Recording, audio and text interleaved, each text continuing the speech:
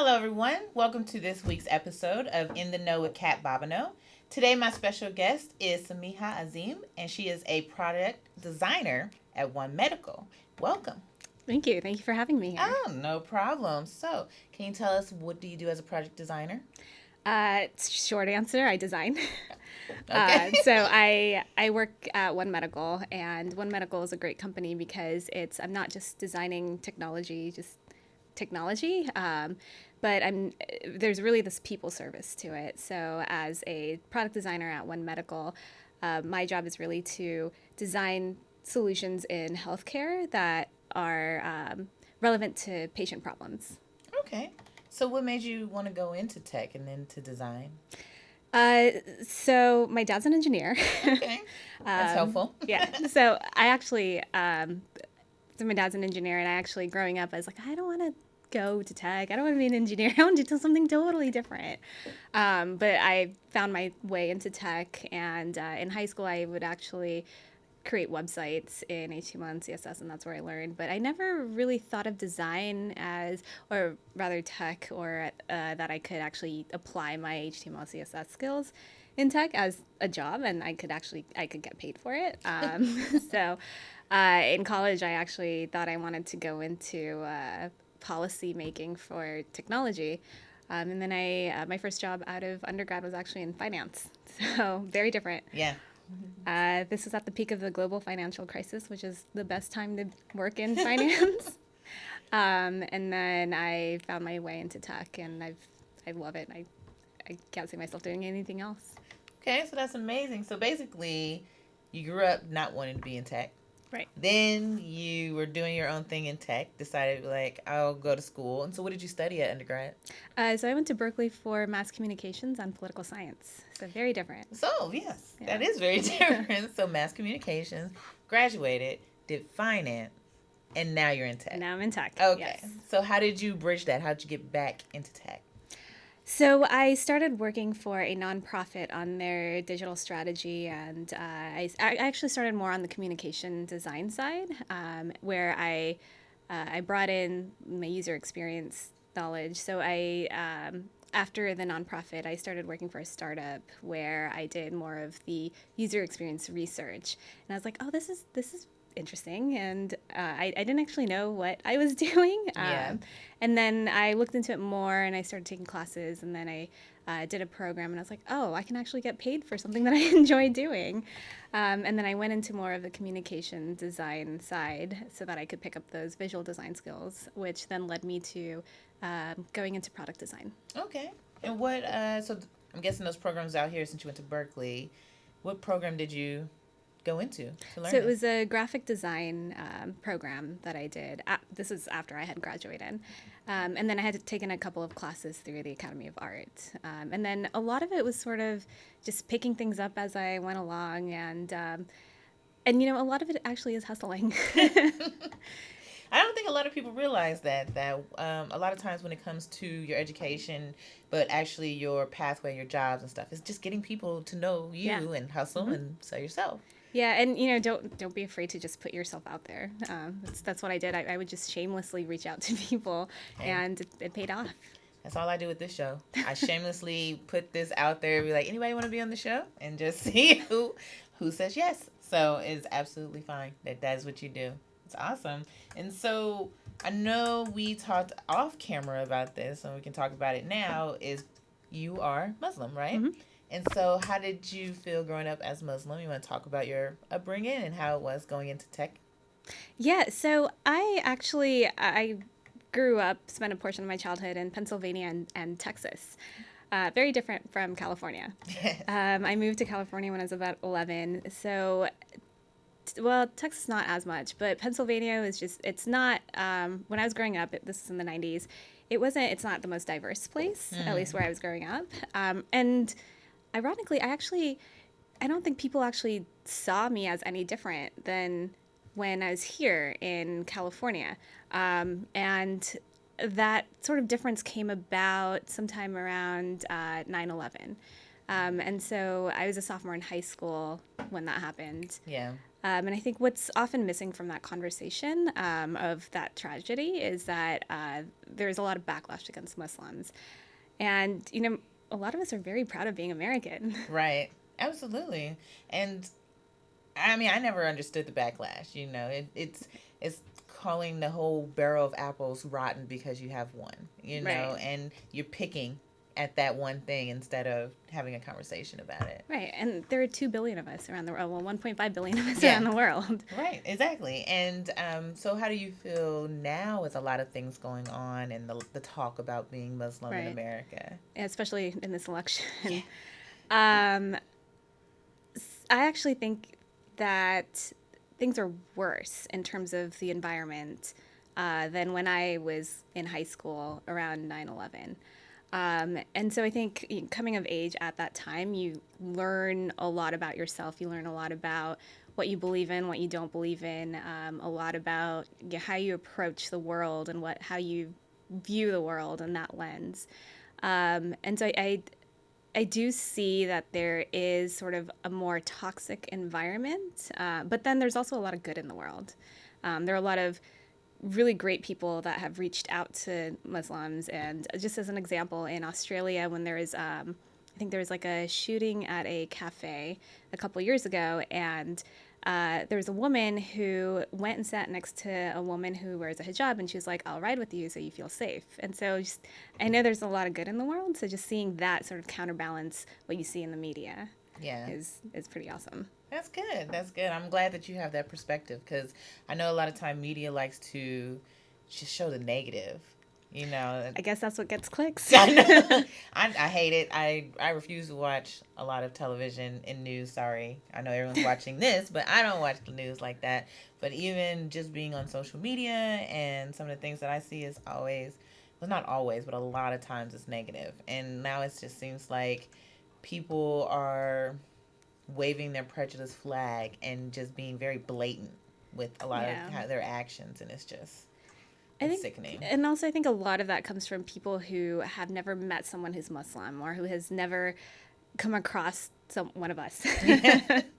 I think if they did, they'd find that we're pretty normal and kind of boring and ordinary. Yeah. We have lives just like them. Oh no, I totally understand. My best friend is Muslim, and she wears the hijab. So, when we walk around, I've never noticed it. She's been this way since we were in junior high, so I've never noticed it. But now I see how people looking at How her other people, and right. people are responding to her, and it's just like, And yeah. it's crazy. And on that note, I mean, like 20% of diversity is what you see. So when someone looks at me, they don't necessarily associate me with my religion because I don't have anything that necessarily identifies me as Muslim unless you ask me my name or you ask me, well, what religion are you? Right. And so in that sense, I guess I'm lucky in the sense that I don't get a lot of those looks or a lot of that backlash. But I'm not sure what's worse, just hearing people make comments and not realizing they're in the presence of someone who is Muslim or just, sort of outright Right. racism. Yeah. I don't know. I can't imagine because, I can, being a black woman is not always, we don't always get the best out of everything, but I can't imagine which would be worse, honestly. Right. And do you find any problems or anything worth mentioning being Muslim in tech? No, I actually, I haven't really, that's never been an issue. No? I'm progressive in my religious views. So during Ramadan, I fast, and my coworkers are actually very supportive. All of my colleagues in every company that I've worked at during Ramadan, they're like, "Oh, do you want some? Oh, wait, I can't eat in front of you." I'm like, "No, that's okay. You can totally eat in front of me." Well, that's good. I'm glad that you are having a great experience. And what about being a woman in tech? How does that work for you? So I haven't faced any sort of sexual harassment or anything in the workplace. I would actually say it's more in the conference setting where I've had people come up and just say sort of inappropriate things. I find that the best way to, at least for me, to solve that is, so when I was younger, I was less, or I was more nice, where I would sort of brush it off or excuse myself. But I find that now, just sort of approaching it as a teachable moment is and just calling people out on like, did you really just say that? Like, explain to me how this is appropriate in this setting. And I'm sure that they just shy away from that question. Like you ask them, explain yourself. Yeah, they'll either turn it into a joke or they'll be like, "Oh, it's not a big deal." I'm like, "Oh no, but it is. Let me explain why." Well, that's good. I'm glad you're using it as a teachable moment. And I know a lot of times we are hearing that it's not a lot of diversity in STEM. It's not a lot of women in STEM. And to be both a minority and a woman and being in tech, I from what I understand, because I'm not in tech, is that it's harder to be one or both in tech. And you haven't experienced that, right? I haven't, in terms of like ethnic diversity or me being a minority, I haven't really faced that as an issue. In terms of me being a woman, certainly you're absolutely right. There's a huge gender imbalance in technology, specifically in the product side of the organization. So at One Medical, we actually strive for diversity, and we look at diversity in a multifaceted way. So to us, it's not just, when we think about hiring, it's not just ethnic diversity or gender diversity, and I think I mentioned earlier, 20% of diversity is what you see. But diversity comes in, sexual orientation, how someone grew up, their economic background. And so we 33%, about a third of our engineering team is actually women, which is, I think the industry average is like 10 to 15% or low, something. Way lower than yeah. Our CTO is a woman. Okay. Our chief technology officer. And so and the reason why we strive for diversity is, well, one, it's the right thing to do. Right. It's the ethical thing to do. And two, it also makes business sense. We have a diverse patient population. And in order to serve them, we need to strive for diversity in our hiring, both on the product side as well as the medical side of the organization. That's really good. I don't know much about One Medical, but it sounds like they're really striving to be different from the norm, but in a good way, into having this diversity and having that conversation. So it sounds like you found a really good place to work. Yeah, that's great. So, but let's go back a little bit and talk more about you. So, may I ask, what is your dad's title as an engineer? That's a good question.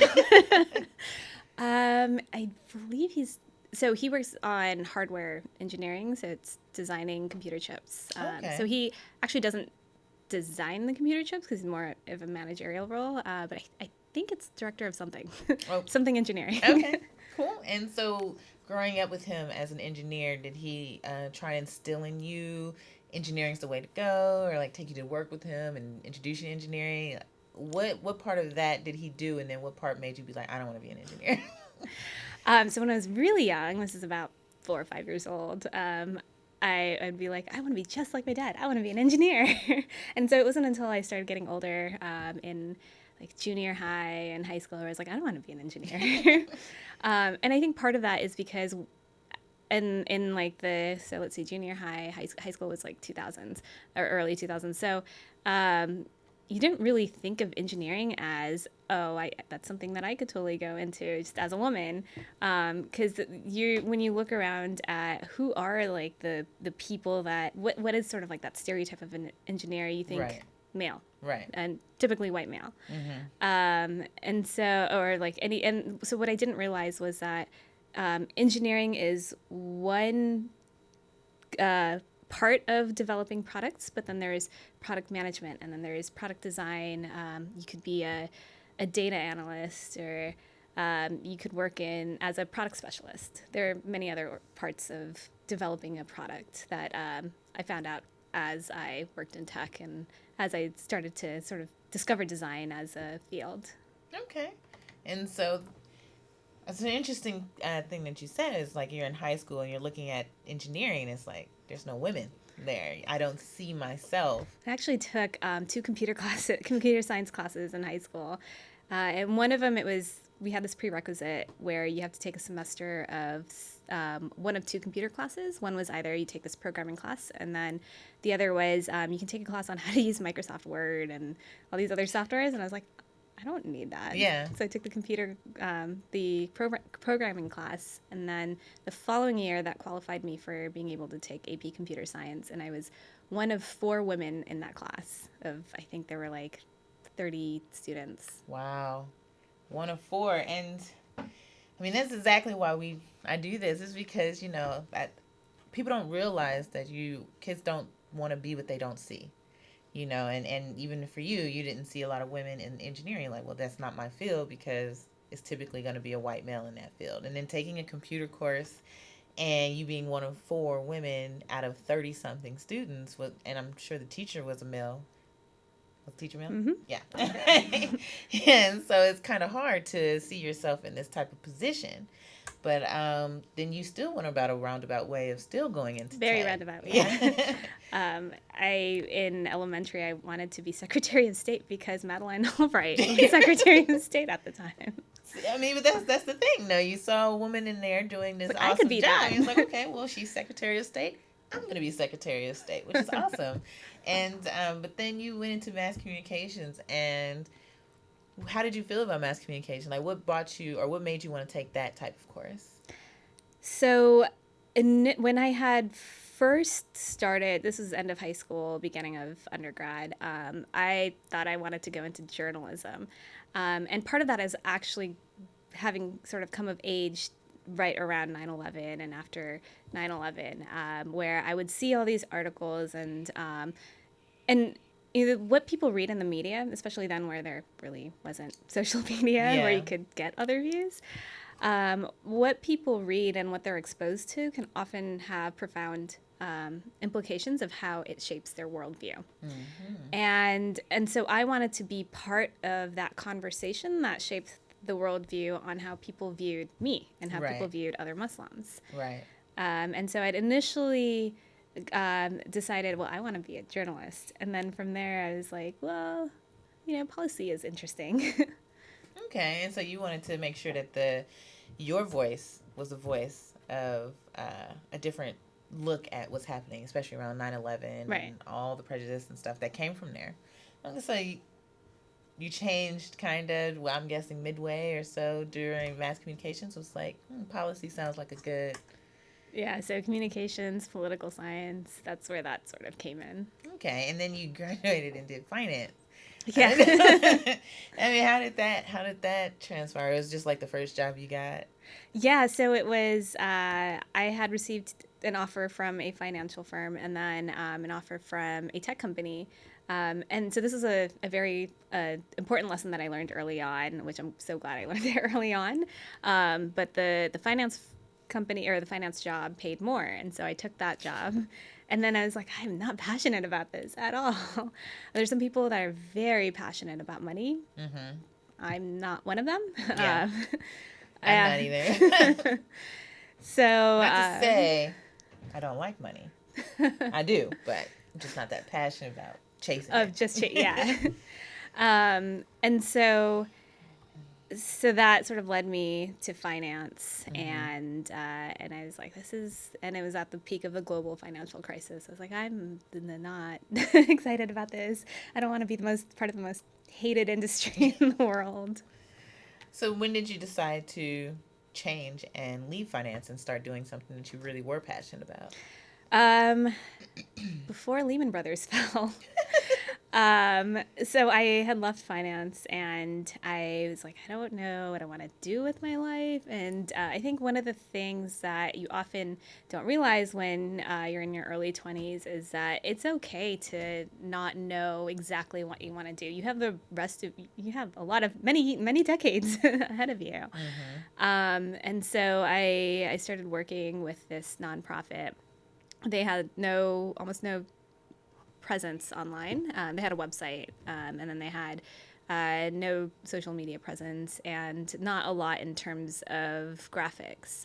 And so I worked with them and I was like, hey, you guys do a lot of great fundraising offline, but you should consider online because that's where people are all the time. And it's also less expensive to use a digital platform in order to fundraise. So I worked with them on that, which then led me to working with a small startup. And that's where I started doing more user research. And so my career in design actually started off on more of the research side. And then I shifted more and more towards interaction design or product design. Okay. Cool. So now you're doing something that you are passionate about, and you see yourself doing this for a long time, or do you see Yes. yourself? Oh, okay, cool. Staying in tech. Yeah. And so, what do you do now? We could kind of change a little bit. What do you do outside of tech? Like, what are some of your hobbies? I love to power lift. Power lift. Yeah. Okay, I never would have guessed that. So. No one does. Which is awesome. I love that. So, I want to talk about powerlifting. Like, how did you get into powerlifting? How did I get into powerlifting? Well, I hate cardio. Yeah. And so I was doing, before powerlifting, I was doing Krav Maga for a little bit. Wow. I was like, I'm going to try this out. And then after that, I tried, there was like a bar class where it's sort of like ballet and a dance and yoga all rolled up into one. Okay. That sounds San Francisco-y. Was it in San Francisco? Pretty, yeah. Yeah. And then kind of got bored of that. And then I was like, I'm just going to join so I'd been at a gym before and then I'd moved. So I decided to try some new things. And I was like, okay, I'm ready to go back to a gym. And then I got a trainer and she introduced me to powerlifting. And I've been doing it for a little over a year now, or actually about a year. And I just hit a new personal record the other week, deadlifting at 245 pounds, 5 pounds away from my goal. Dang. I know I can't even do like 150. Just, damn. That is good. That is amazing. So your goal is 250? Yeah, and then I'm going to have to find a new goal. Yeah, of course. Like, do you plan on doing powerlifting competitions and stuff like that? Because I know they have it. I've seen that. Yeah. I hadn't thought about it before, but when I saw that I hit 245, I was like, how much further can I go? Maybe I should compete. Yeah, that would be cool. So thinking about it, we'll see. Then you'll be like, woman in tech powerlifter. Like, you have like all the titles going on. Well, I like it. I love it. I'm going to look out for that now. I will follow you. See you do powerlifting.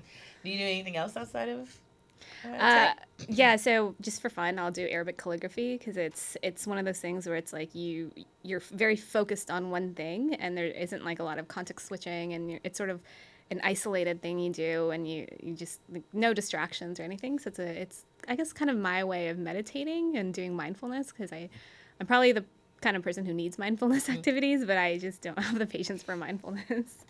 So calligraphy and Arabic calligraphy. So what do you do with that? Do you write cards for people, like sell cards or like make design? No, but a few people have told me I should start doing that. Yeah, you should because like, I don't put it up on Etsy. You should because I don't think a lot of people are like really do calligraphy. Like calligraphy is one of those almost lost arts. I think I could be completely wrong, but calligraphy is not something you hear most often that people are into. So to do calligraphy and then to do Arabic calligraphy, I bet it's like you can just put that online and people will just sop it up real quick. It'll be like extra money on the side. Like, I should think about it. I think that's really cool. Yeah, my handwriting sucks, so I just can't do calligraphy. Yeah, my handwriting in English looks like chicken scratch. So it's like, well, that's out. Yeah. That is interesting. Yeah, you should do it.